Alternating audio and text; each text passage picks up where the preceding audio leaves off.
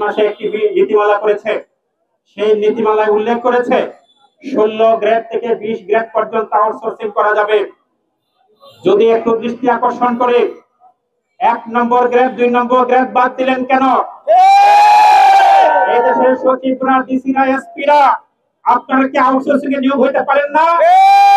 যদি প্রতিষ্ঠান হয় সরকারি, সরকারি প্রতিষ্ঠানের অর্ধেক বেসরকারি, অর্ধেক সরকারি থাকবে বাংলাদেশের সংবিধান পরিপন্থী কর্মকাণ্ড নীতিমালা, বাংলাদেশের শ্রম আইন পরিপন্থী নীতিমালা। কারণ হচ্ছে বাংলাদেশের শ্রম বিধিমালায় পরিষ্কারভাবে বলা আছে স্থায়ী কাজে অস্থায়ী নিয়োগ চলবে না। স্থায়ী কাজ কি?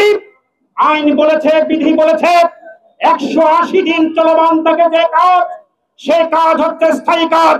সুতরাং কোনোভাবেই 180 দিনের অধিক চলমান কোন কাজে, সেটা যদি হয় প্রজেক্ট, সেটা যদি হয় সরকারি প্রতিষ্ঠান, অবশ্যই অস্থায়ী নিয়োগ দেওয়া সম্ভব নয়। এই অস্থায়ী নিয়োগ দিয়ে, স্থায়ী কাজে অস্থায়ী নিয়োগ দিয়ে প্রচলিত শ্রম আইন, বাংলাদেশের সংবিধানের মৌলিক অধিকার ক্ষুণ্ণ করা হয়েছে। সংগ্রামী সাথী বন্ধুগণ, বাংলাদেশকে আজকে এই শ্রম সেক্টরে সরকারি প্রতিষ্ঠানগুলোকে ধরেছে। ক্রমে ক্রমে আমরা দেখছি গার্মেন্টস, লেদার সহ এসব প্রতিষ্ঠানেও আগে ড্রাইভাররা ছিল, সিকিউরিটিরা ছিল, এখন আমরা কোন কোন গার্মেন্টস কারখানায় দেখছি অপারেটর পর্যন্ত আউটসোর্সিং নিয়োগ শুরু হয়ে গেছে।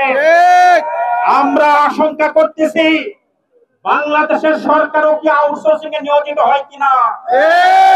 কারণ হচ্ছে বলা হচ্ছে এই দেশের সরকার নিয়োগ দেওয়ার জন্য থার্ড পার্টি আছে। সুতরাং বাংলাদেশ থেকেই ওই থার্ড পার্টি দিয়ে চলবে, বাংলাদেশ চলবে, বাংলাদেশের সরকার চলবে বাংলাদেশের জনগণের কথায়।